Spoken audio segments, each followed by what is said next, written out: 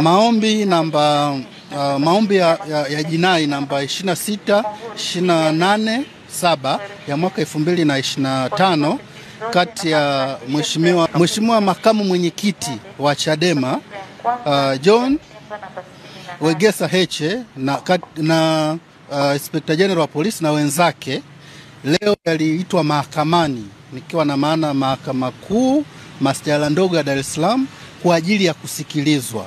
Sasa kama ambavyo tulitaarifu umma tarehe iliyopita kwamba upande wa wajibu maombi waliomba kuleta majibu yao, nikiwa na maana kiapo kinzani kujibu yale maombi ya mleta maombi, na ni kweli wameleta majibu na yalikuwa yametakiwa kuletwa sio zaidi ya jana tarehe 9 mwezi wa 11 2025, na walifanya hivyo, na sisi leo waliweza kutupatia nakala. Lakini pamoja na mambo mengine kwenye hayo majibu au kiapo kinzani, wameweza kuleta pingamizi la awali la kisheria.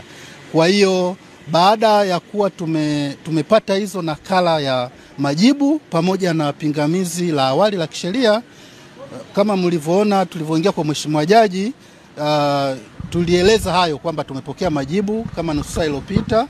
Sasa kutokana na mazingira yaliyokuwepo, pingamizi limeletwa muda mchache uliopita. Kwa upande wetu tukaona ni busara kwa faida ya mteja wetu tuweze kupata muda ili tujiandae, tuje kufanya kile ambacho mteja wetu ametutuma kusikiliza, na mahakama sasa ipate nafasi ya kusikiza pande zote na kutoa majibu ya pingamizi la awali pamoja na maombi kwa ujumla. Kwa hiyo mheshimiwa jaji amepanga tarehe 13 mwezi wa 11 2025 saa 4:30 asubuhi maombi yaje kwa ajili ya kusikilizwa kwa pamoja na pingamizi la awali la kisheria ambalo limeletwa na wajibu maombi.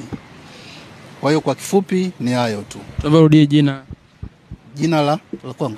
Mimi naitwa wakili Selemani Matauka, lakini kwa pamoja nipo na mawakili wenzangu ni Mr. Paul Kisabo, William Madu na wengine, pamoja na Fredrick Msaki, Doris Sarun na Kafuku, lakini wao wameshaondoka, lakini wote kwa pamoja tulikuja kwa ajili ya kumwakilisha mheshimiwa Heche. Amlifanikiwa kuonana Heche, labda ana hali gani kwa alipo, anasema? Kwa ukweli kwa hizi siku mbili hatujaweza kufanikiwa, lakini kwa taarifa ambazo tunazo ni kwamba juzi na jana hali yake haikuwa mzuri na aliweza kufikishwa hospitali ya taifa Muhimbili kwa ajili ya matibabu zaidi. Kwa hiyo tukitoka hapa tutaweza kufuatilia zaidi ili kuona hali yake inaendeleaje, lakini kwa wakati wa siku mbili zilizopita hali yake haikuwa mzuri.